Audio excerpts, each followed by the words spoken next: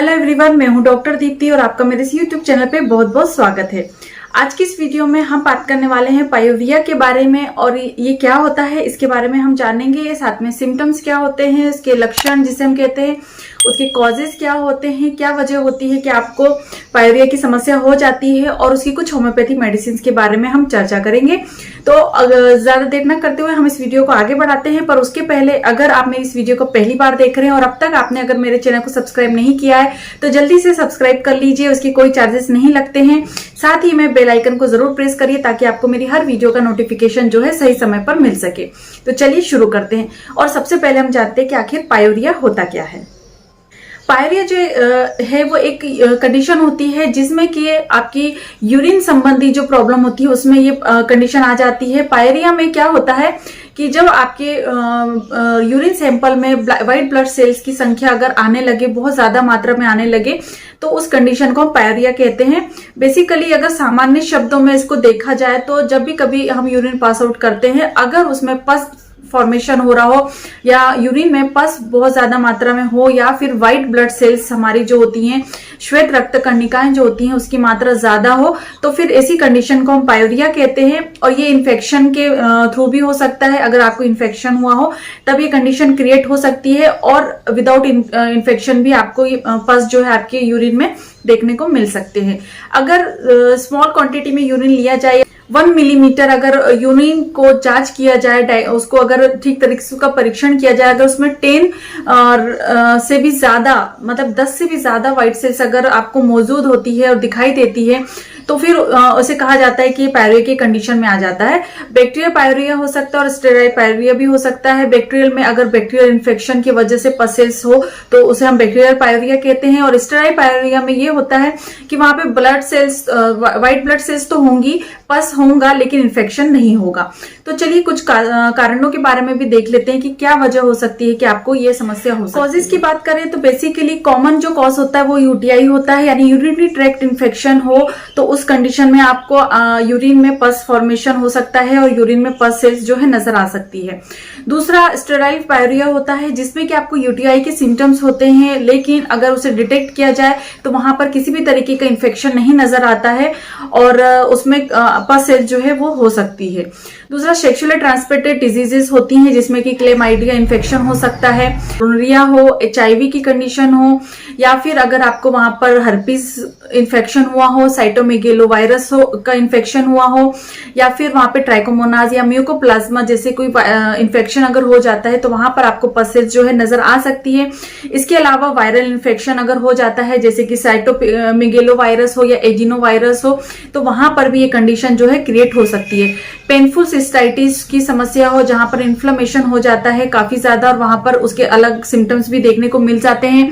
और interstitial cystitis भी जिसे हम कहते हैं। इसके अलावा पेल्विक इन्फेक्शन हो, जैसे कि फीमेल्स में ज्यादा देखा जाता है कि पेल्विक जो पीआईडी की जो कंडीशन होती है, पेल्विक इन्फ्लेमेटरी डिजीज जब होती है, सिंड्रोम होता है, तो ज्यादातर ये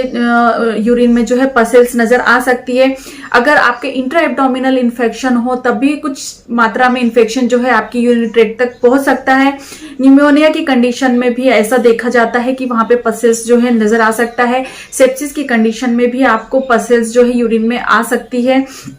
इसके अलावा अगर आपको पेनफुल ब्लैडर सिंड्रोम है जहां पर आपको बहुत ज्यादा पेन भी होता है और ब्लैडर में भी किसी तरीके का कोई कॉज अगर वहां पर हो तब भी ये सिचुएशन जो है यूरिन ट्रैक्ट में अगर किसी तरीके का फॉरेन बॉडीज हो, किडनी स्टोन जैसे अगर हो, या किडनी से रिलेटेड किसी तरीके की कोई डिफॉर्मिटीज हो, या किडनी से रिलेटेड किसी भी तरीके की कोई डिजीज हो तो वहां पर भी पस सेल्स जो है यूरिन में देखने को मिल सकता है।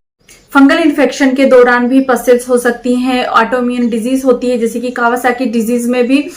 यूरिन जो है इन्फेक्टेड हो सकती है। साथ ही साथ पॉलीसिस्टिक किडनी डिजीज, ऐसे बहुत सारे कारण होते हैं जहां पर आपको ये जो पस सेल्स है वो नजर आ सकती है, क्योंकि इन्फेक्शन कहीं पर भी हो, अगर वहां की जो इन्फेक्शन है जो बढ़ जाता है और वो यूरिनरी ट्रैक्ट तक आ जाता है तो फिर ये सिचुएशन जो है क्रिएट हो सकती है। फिर चाहे इंट्रिंसिक एब्डोमिनल एरियाज में हो या फिर किडनी से रिलेटेड कोई प्रॉब्लम हो या कोई किसी तरीके का फिस्चुला हो, तो ये सारी चीजों का इन्फेक्शन जो है वहां तक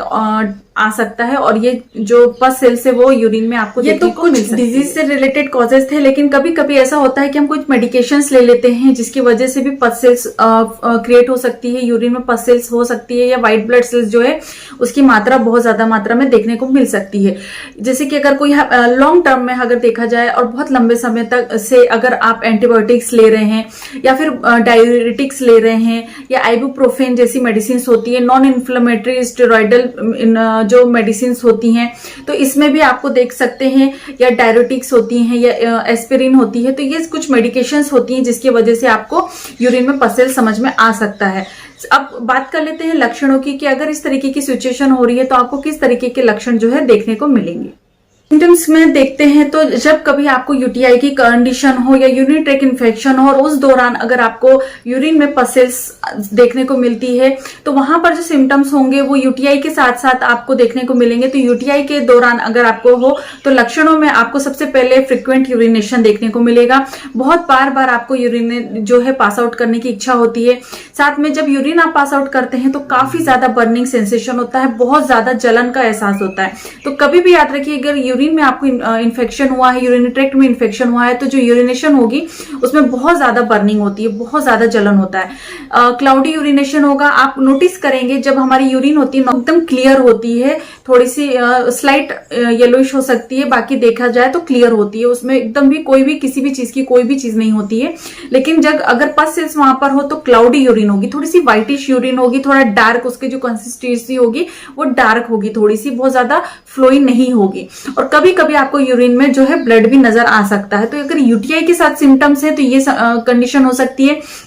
और विदाउट यूटीआई के अगर आपको पस सेल्स हो रही हैं या पायोरिया की समस्या है तो सेम जो सिम्टम्स है वो होते हैं जैसे कि यूटीआई में होते हैं। और इसके अतिरिक्त वहां पर आपको ब्लेडर में पेन हो सकता है, क्लाउडी यूरिनेशन हो सकता है, बर्निंग यूरिनेशन हो सकता है, एब्डोमिनल पेन हो सकता है, कभी कभी वॉमिटिंग, नोजिया जैसी फीलिंग भी हो सकती है आपको, और डिस्चार्जेस हो सकते हैं, और फीवर हो सकता है विद चिल, यानी कि ठंड लग के आपको बुखार हो सकता है। और कभी कभी पायोरिया के केसेस में देखा जाता है कि आपको किसी भी तरीके की कोई सिम्टम्स नहीं होते हैं, बस रूटीन चेकअप के दौरान कभी आपके जो यूरिन जब चेकअप होती है तो वहां पर आपको पस सेल्स जो है डिटेक्ट हो जाती है, तो ये कंडीशन भी हो सकती है। कॉम्प्लिकेशंस की बात अगर करें तो अगर आपको पायोरिया है और लंबे समय से है और आप किसी भी तरीके का ट्रीटमेंट नहीं ले रहे हैं तो ये जो इन्फेक्शन होता है वो अदर ऑर्गन्स में भी फैल सकता है, स्प्रेड हो सकता है। आपको यूटीआई की समस्या जो है काफी ज्यादा इंक्रीज हो सकती है, ऑर्गन डैमेज हो सकते हैं, जैसे किडनी फेलियर हो सकता है, किडनी से रिलेटेड कोई बीमारी हो सकती है। तो उसको प्रॉपर तरीके से डायग्नोज करके और उसके कॉज को पता करके उसका प्रॉपर तरीके से ट्रीटमेंट करना बहुत ज्यादा जरूरी होता है। तो उसको अनट्रीटेड लेफ्ट नहीं रखना चाहिए, बिल्कुल भी उस पे ध्यान देने की आपको जरूरत होती है। अगर प्रेगनेंसी में आपको पायोरिया हो जाता है तो ये थोड़ा कंसर्न का विषय होता है, कॉमन होता है प्रेगनेंसी के दौरान इस तरीके की चीजें होना। इन्फेक्शन जो होता है वो काफी ज्यादा हो जाता है और कुछ एंटीबायोटिक्स देकर उसे ठीक भी किया जाता है,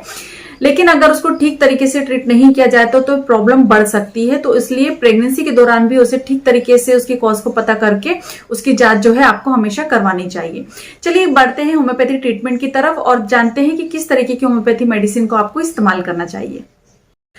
कभी भी यूरिन से रिलेटेड कोई समस्या होती है, स्पेशली यूटीआई की अगर समस्या होती है तो सबसे मोर इम्पोर्टेंट जो मेडिसिन होती है होम्योपैथी में वो होती है कैंथेरिस। ये जो मेडिसिन होती है ये बहुत ही ज्यादा इफेक्टिव होम्योपैथी मेडिसिन है। अगर यूरिनेशन बहुत ज्यादा होती है, पेशेंट को पास आउट करते समय यूरिनेशन को बहुत ज्यादा बर्निंग और जलन का एहसास होता है और बहुत ज्यादा अर्जेंसी रहती है यूरिनेशन के लिए, और कभी कभी ड्रॉप बाय ड्रॉप यूरिनेशन होता है, तो ऐसी कंडीशन में कैंथेरिस जो है काफी अच्छी होम्योपैथी मेडिसिन होती है और साथ में यूटीआई और पस सेल्स भी है तो बहुत अच्छे तरीके से ट्रीटमेंट करती है। तो इसकी 30 पोटेंसी को आपको लेना है, 2 बूंद आपको दिन में 3 से 4 बार लेना है अगर यूटीआई के साथ साथ आपको पस सेल्स भी नजर आते हैं या पायरिया है तो। इसके बाद में अगली जो होम्योपैथी मेडिसिन है वो है एपिस मेलिफिका, और इसे भी 30 पोटेंसी में लेना है जब यूरेथ्रा में काफी ज्यादा पेन हो, ब्लेडर पेन बहुत ज्यादा है और चुभता हुआ दर्द हो, स्टिंगिंग पेन हो, अगर बहुत ज्यादा बर्निंग यूरिनेशन हो, तो ऐसी कंडीशन में आप एपिस मेलिफिका की 30 पावर को 2 बूंद को दिन में 3 से 4 बार ले सकते हैं। और इसमें भी यूरिनेशन जो है फ्रिक्वेंट होता है, बहुत ज्यादा बार बार आपको यूरिनेशन पास आउट करने की मेडिसिन है वो है बल्वेरिस वल्गेरिस। और बल्वेरिस जो मेडिसिन होती है काफी ज्यादा इंपॉर्टेंट होती है जब कभी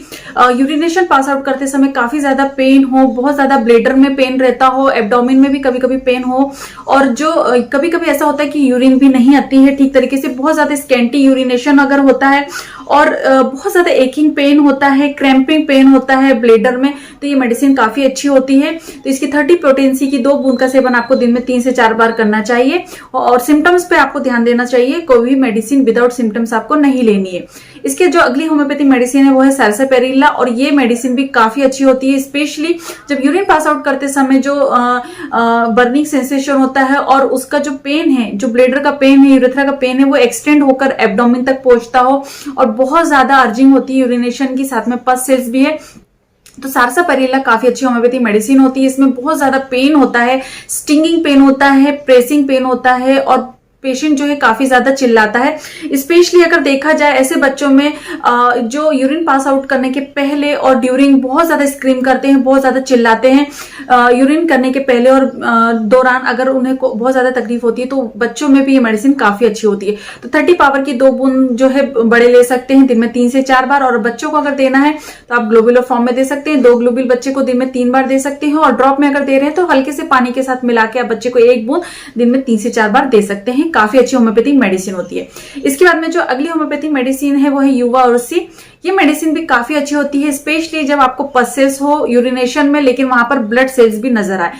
थोड़ी मात्रा में वहां पे ब्लड भी होता है, रेडनेस होती है यूरिनेशन के टाइम पर, और बहुत ज्यादा फ्रिक्वेंट अर्जिंग होती है यूरिनेशन की, और बहुत ज्यादा कटिंग पेन होता है, बहुत ज्यादा अनबियरेबल टाइप का पेन होता है। तो ये मेडिसिन भी काफी अच्छी होती है। तो इसको भी 30 पावर में 2 बूंद आपको लेना है, और दिन में 3 से 4 बार आपको इसका सेवन करना है। और इसके बाद में ये कुछ मेडिसिन थी जो मैंने आपको बताई, और एक कॉम्बिनेशन में आपको बता रही हूँ जिसको आपको हर कंडीशन में लेना है, और इसमें 3 मेडिसिन का कॉम्बिनेशन है, और उसको आपको